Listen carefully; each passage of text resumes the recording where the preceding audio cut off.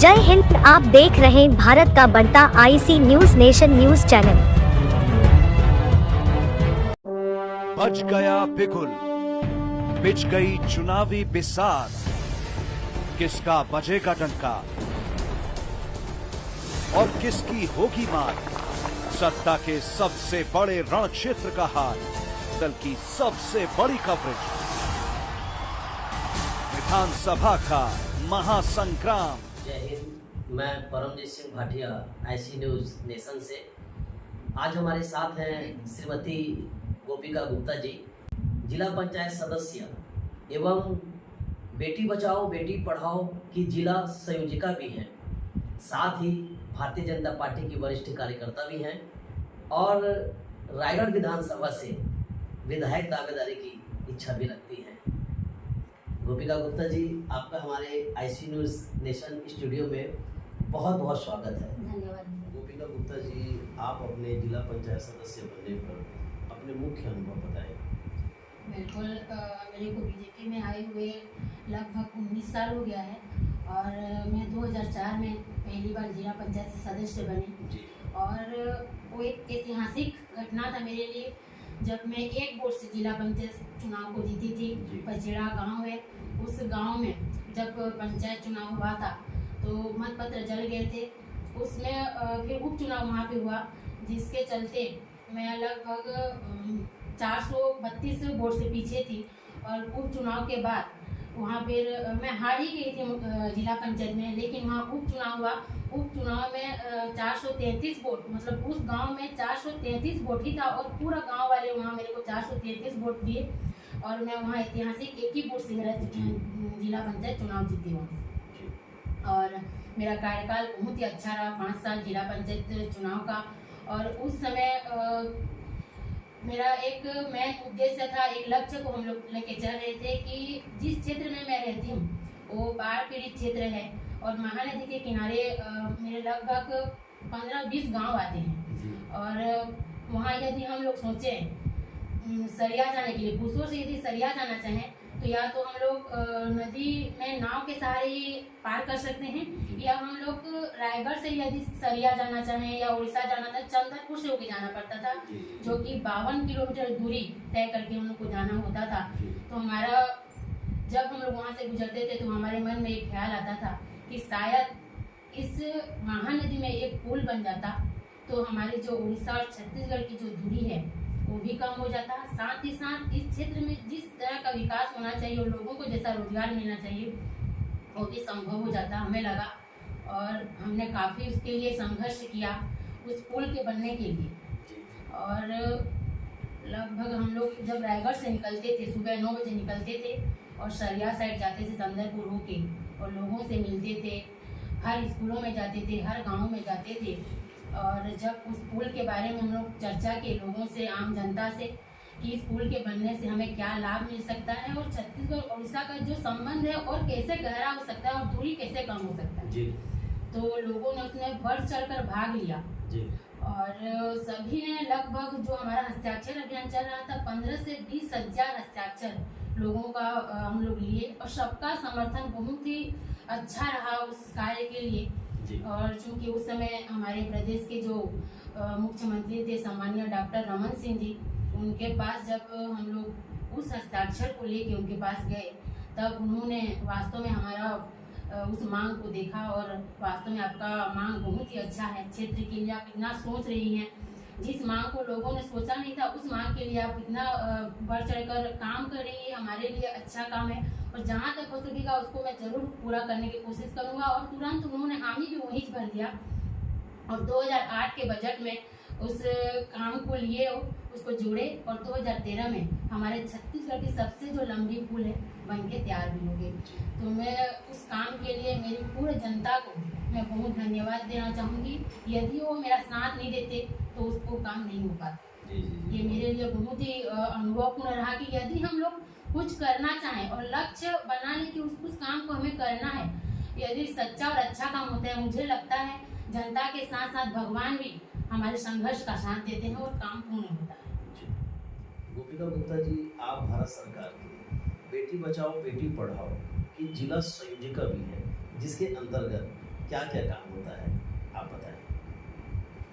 मैं भी रायगढ़ जिला से बेटी बचाओ बेटी पढ़ाओ की जिला संयोजक हूँ और मेरा मुख्य काम रहता है और साथ ही साथ मैं जनप्रतिनिधि भी।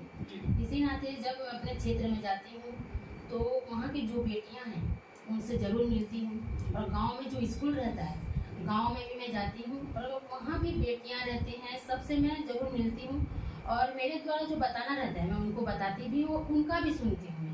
तो मैं बेटियों को बढ़ावा देने के लिए, क्योंकि अभी बेटा बेटी एक समान है। पुराने ज़माने में जैसे बेटियों को कोई दर्जा नहीं दिया जाता था, उनको कमज़ोर समझा जाता था। अभी मैं बोलती हूँ कि बेटियाँ क्या नहीं कर सकती, आज जो बेटे कर सकते हैं उनसे बेटियाँ उनसे बढ़कर कुछ कर सकती हैं। अभी देखिए हमारी भारत की जो राष्ट्रपति हैं वो भी एक महिला है, आदिवासी महिला, श्रीमती महामहिम श्रीमती द्रौपदी मुर्मू जी। और भी ऐसे कई उदाहरण हैं जो बेटियों को मैं देती हूँ ताकि आप भी आगे बढ़ो, कुछ करके दिखाओ अपने गांव के लिए, अपने माता पिता के लिए, साथ ही साथ अपने राज्य के लिए और प्रदेश के, हमारे भारत के लिए भी हम लोग क्या कर सकते हैं। एक लेडी होकर उसको आपको दिखाना है, न कि किसी भी कीमत में अपने को कमजोर समझना है। कमजोर कभी भी नहीं समझना है, क्योंकि भगवान ने सबको स्पेशल बनाया कुछ ना कुछ कर दिखाने के लिए।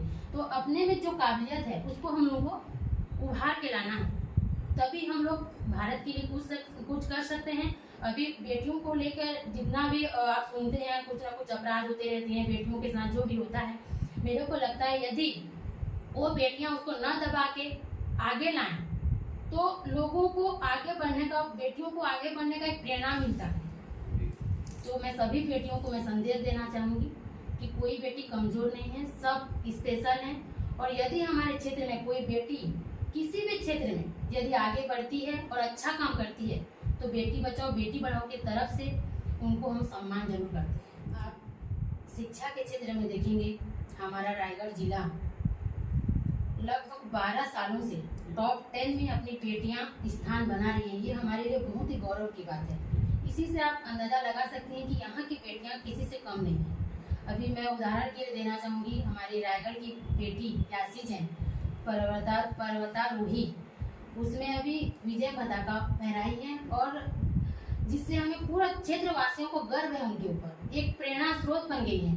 हमारे रायगढ़ को भारत में एक नया सम्मान, नया आयाम दिलाने की कोशिश की है। ये हमारे लिए बहुत ही गौरव की बात है।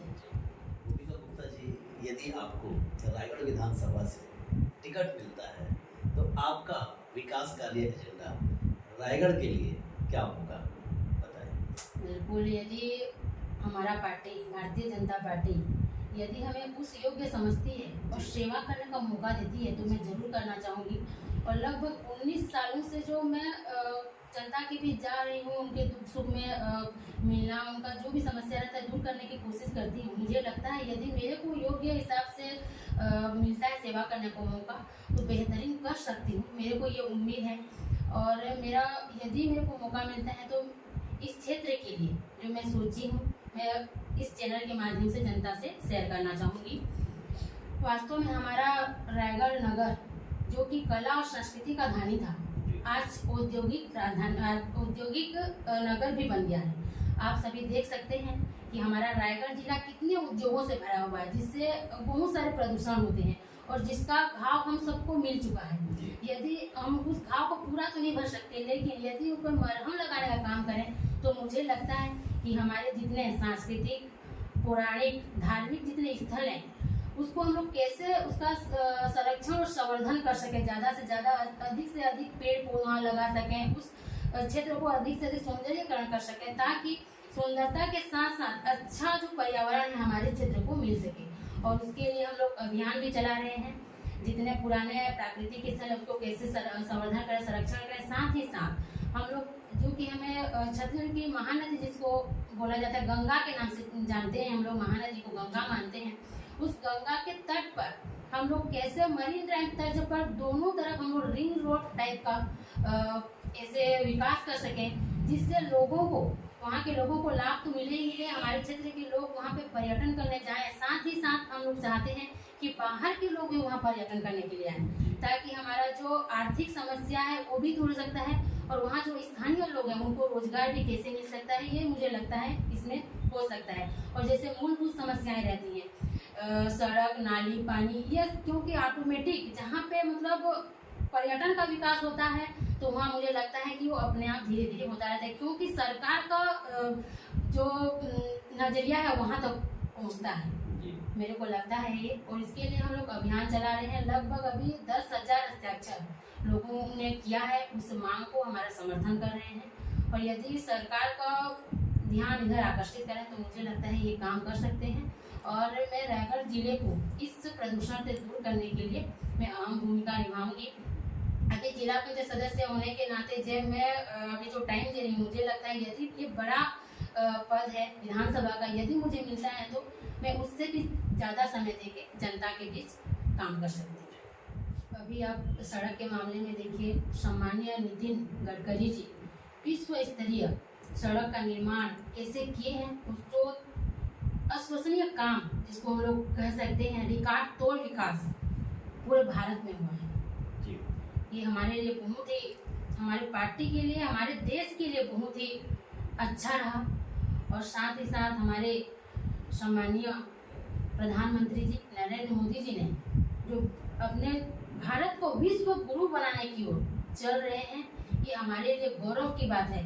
पहले जो सोने की चिड़िया जिस भारत को कहा जाता था, आज उसे फिर से नरेंद्र मोदी जी विश्व गुरु बनाने की ओर अग्रसर हैं। और हमारे लिए ये हमारा भी दायित्व है कि हम लोग उनका साथ दें। और अभी आप रक्षाबंधन में देख सकते हैं जो बहुत बड़ा तोहफा हमारी भारत की बहनों को दिए हैं। उज्ज्वला गैस जिस बहनों को मिला है उनको 400 रुपये का कमी आया है। साथ ही साथ आम जनता को जो गैस लेते हैं उनको 200 रुपये का कमी आया है। तो यह बहुत बड़ा तोहफा हमारे भारत के प्रधानमंत्री द्वारा हमारी बहनों को दिया। भारत के यशस्वी प्रधानमंत्री 9 साल बेमिसाल, वास्तव में इन 9 सालों में कितना सारा काम हुआ है ये जनता आकलन कर रही है, जनता सभी जानती है उसको। और मुझे विश्वास है कि भारत को जिस तरह विश्व गुरु बनाने के लिए हमारे प्रधानमंत्री जी तपस्या कर रहे हैं, हम सबको उनके सहयोग करना चाहिए, उनका साथ देना चाहिए उस तपस्या के लिए। जो सोच है वो सही पूरा। और मेरी जनता से, मैं हमारे रायगढ़ जनता से मैं निवेदन करती हूँ कि जिस तरह जो 19 सालों से आप लोगों का सहयोग और आशीर्वाद मिला है, ऐसे आगे भी मिलता रहे। और मुझे पूर्ण विश्वास है कि आपका भरपूर सहयोग मुझे मिलेगा। और यदि मिलता है तो आप जिस सोच के साथ मुझे आगे बढ़ा रहे हैं, मैं उसमें पूरे खरे उतरने की कोशिश करूँगी।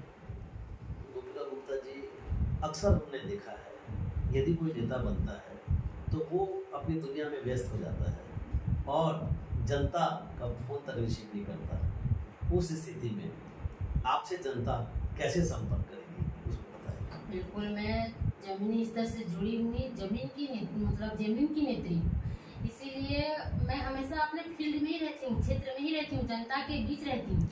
यदि मेरी जनता मुझे फ़ोन करती है या किसी के लिए किसी समस्या के लिए बात करना चाहती है तो मैं हमेशा अवेलेबल रहती हूँ, मुझसे वो बात कर सकती हैं। यदि किसी कारण से मैं व्यस्त रहती हूँ, उठा नहीं पाती हूँ फ़ोन, तो मैं ज़रूर उनको कॉल बैक करती हूँ और उनकी समस्याओं को सुनती हूँ। जहाँ तक होता है उस समस्या को दूर करने की पूरी कोशिश करती हूँ।